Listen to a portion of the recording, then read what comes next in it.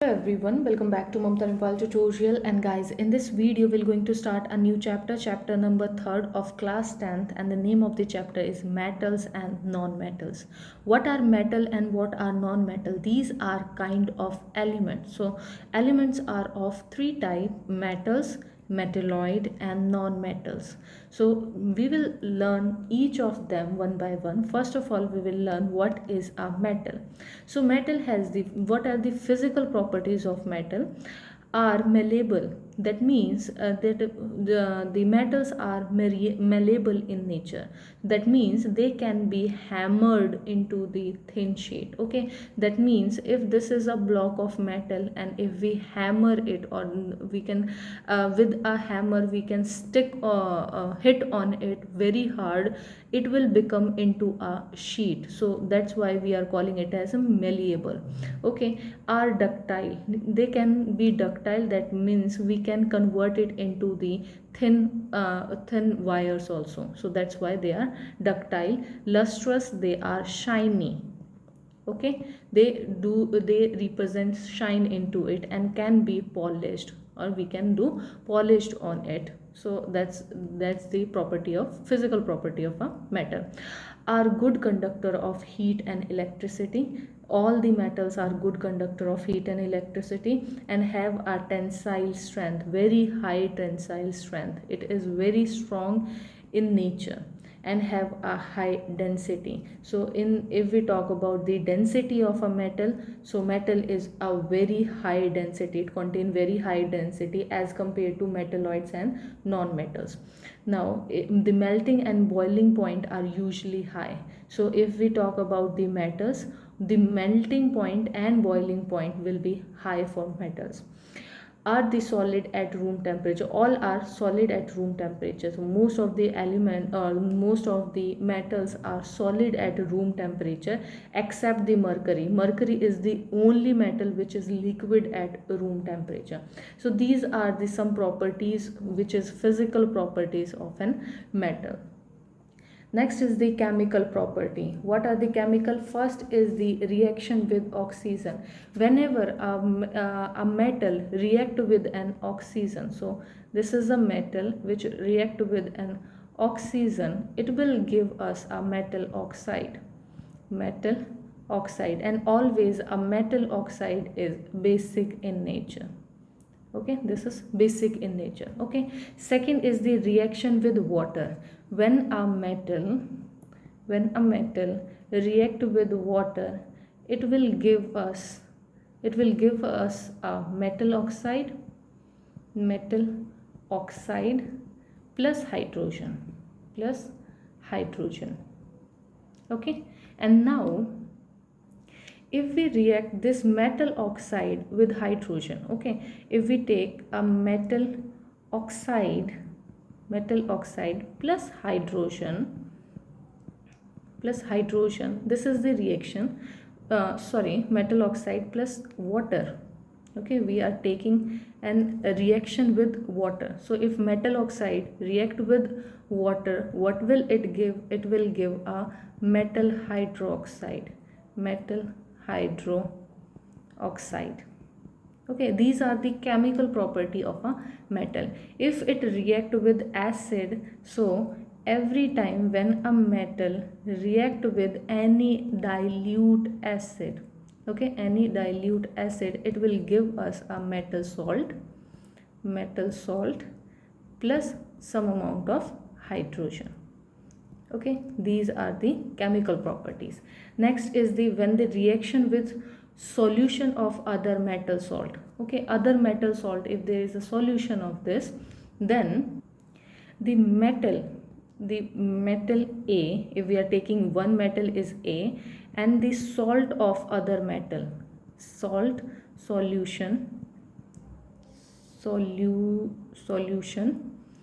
of B. Okay, A is one metal and second is the B. Okay, now if we are taking the reaction, or we are reacting a metal A element with salt solution which is B, salt solution of B, it will give us a salt solution, of A, and metal B. Metal B. Okay, so these are the four reactions, or we can say that chemical reaction if we talk about metals. So in the metals there are some properties of which is chemical properties. Whenever a metal react with an oxygen, it will give a product as a metal oxide, which is basic in nature. Whenever a metal react with an water, it will give us a metal oxide and plus hydrogen. And when a metal oxide reacted with the water, it will give us a metal hydroxide. Okay, when a metal react with an acid, so metal react with an dilute acid, it will give us a metal salt as well as some amount of hydrogen. And when a reaction when we react a metal with a solution of other metal salt, so this is the metal first and the other metal salt, so it will give rise to the metal solution of A. This is the salt solution of A plus metal B. Okay, this one. So these are the properties, chemical properties of metals. How we can extract the metal? The extraction and as well as the purification of metals. How we can get this? We require concentration of ores. Okay, what are the concentration of ores and what is the reactivity? If the metal is of high reactivity, then we require electrolysis of molten ore. Whatever the ore we are getting from the earth, so that molten ore we need to electrolyze it and get a pure metal. So this is only done when a metal is highly reactive. Okay, all the metal which are highly reactive need to be extracted in this way. Next is the metal of medium reactivity. When the metal is of medium reactivity, it do not very high or do not have a reactivity very low, then we have two options. One is the carbonate ore. The ore can be a carbonate or the ore can be a sulfide ore. If it is a carbonate ore, then we require a calcination process. If it is a sulfide ore, we require a roasting process. So both of these process, what it do, it oxidize of metals. Okay, whatever the result of calcination as well as roasting, it is the oxidize of metal. So this will, after that oxidation, we require the reduction of metal, and this is how we get the purification of the metal. So last process will be the purification of metal, and we will get that metal which reactivity is not very high.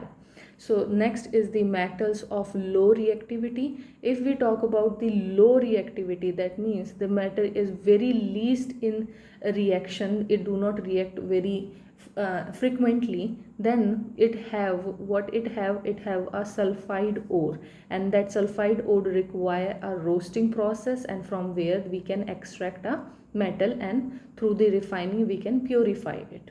So this is the way how we can extract or purification of metal can be done.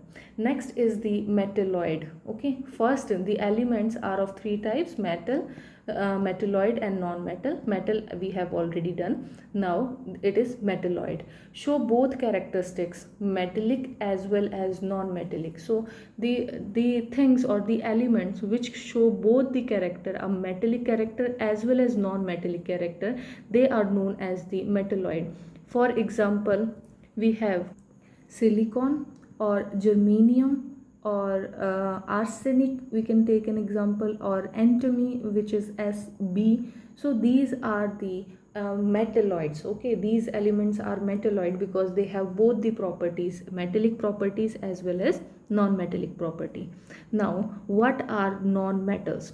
The non-metals gain electron and form negative ions. Okay, whenever there is a gain in electron, that means it is a non-metal and it has a negative ion. Okay, so what are the physical property of non-metals? Are a solid or gases, except they are solid and gases, but there is a exception like bromine is liquid in form. All other non-metals are mostly they are either they are solid or gases. Okay, they are brittles. Brittles, what do you mean by this? They can be break down when hammered or stretched, so they are not malleable like a metals. They are brittle, they can break down if we try to stretch it or we try to hammer it. Okay, third property are they are non malleable. Okay, we cannot make thin sheet out of it. They are non ductile, we cannot make thin wire out of it, so that's why they are non ductile. Now except graphite, all are bad conductor of heat and electricity. Only the graphite is the exception in the non metal, which have which is a good conductor of heat and electricity, but all other non metals are bad conductor of heat and electricity. Have very low tensile strength. The tensile strength is very low in non metals and very high in metals. Have low melting and boiling point, because as we compare in the metals, metal have high melting and boiling point, and in the non metal it is totally opposite, which is low melting point and low boiling point. Okay, these are the physical properties of non metals.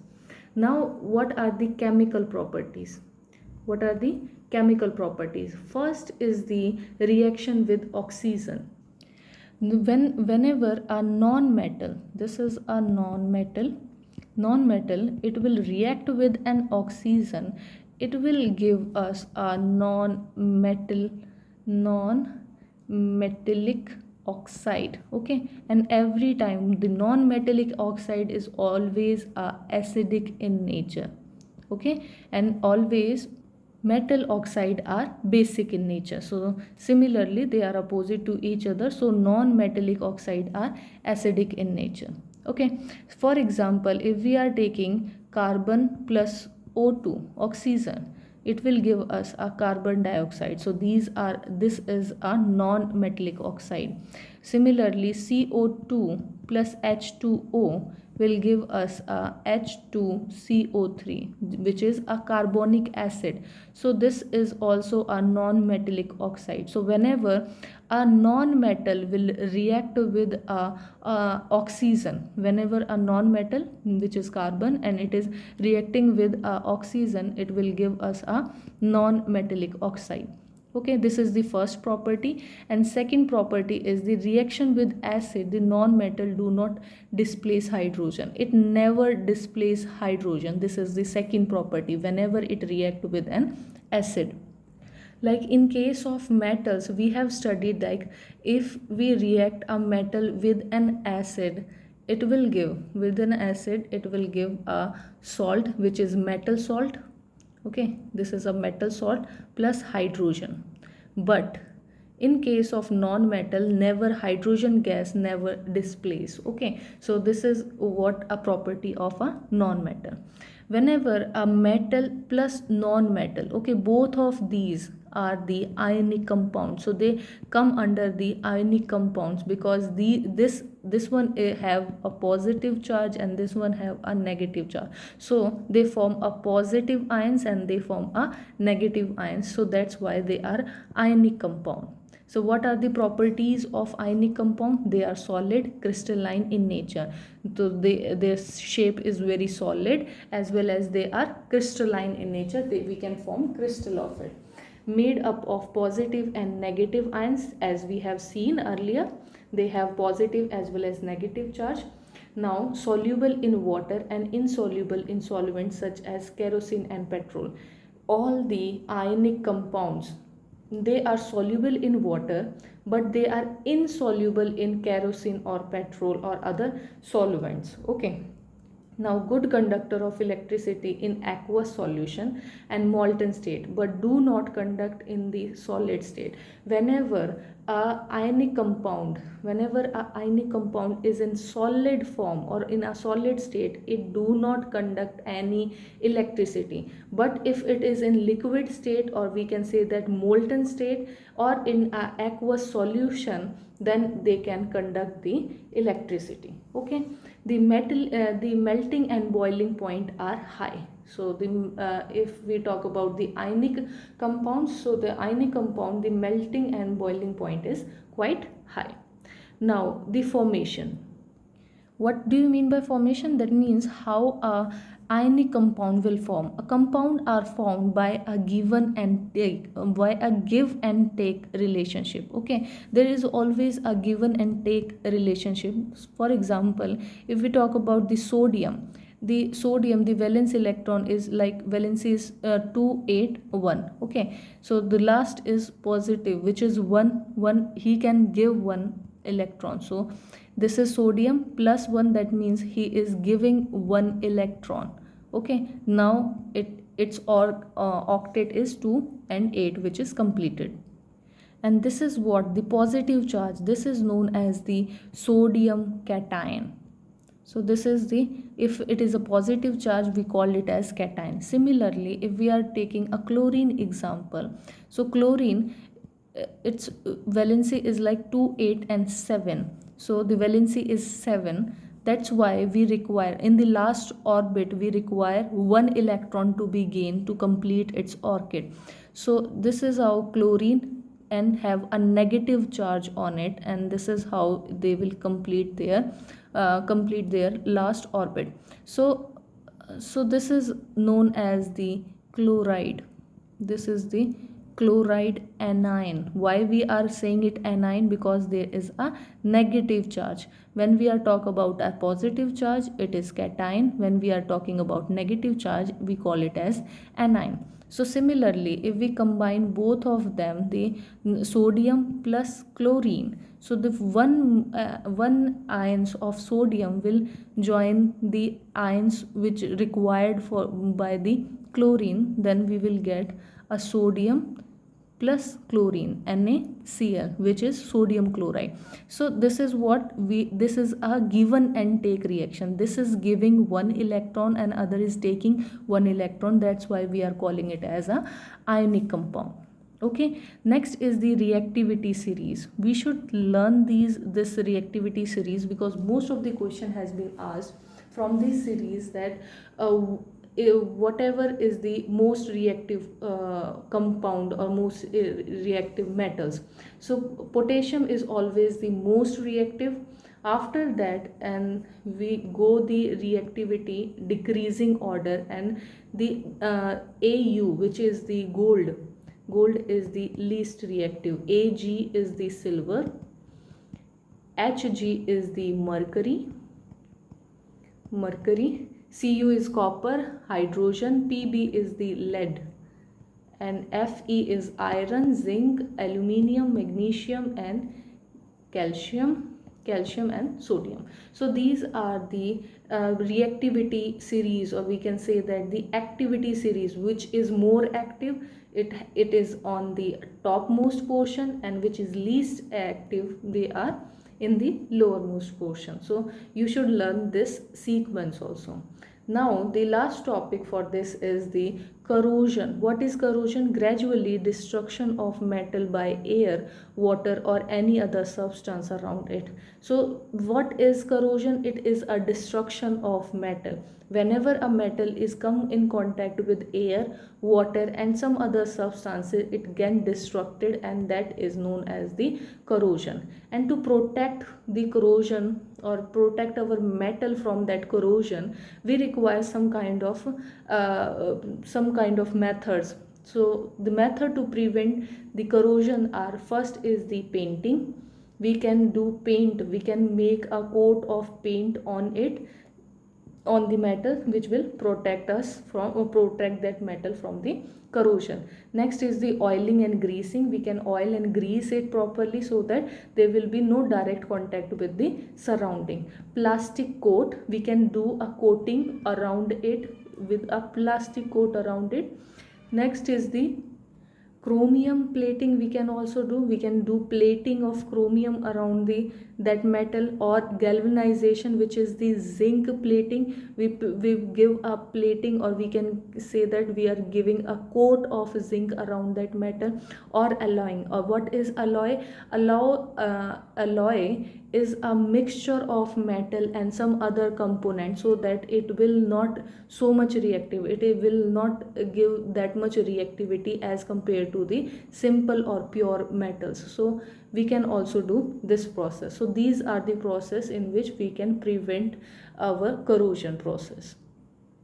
So guys, this is all in this chapter. I hope you have understand all those concepts. There are some other important topics also, like some chemical properties which you should know about the metals as well as the non-metals. So we will take a component, we will take a comparison, or we can say that a differentiation between the metals as well as the non-metals. Okay, these are the metals, non-metals. Okay, so we will take a comparison of both of them and study all those properties in the next video. Thank you guys for watching this video.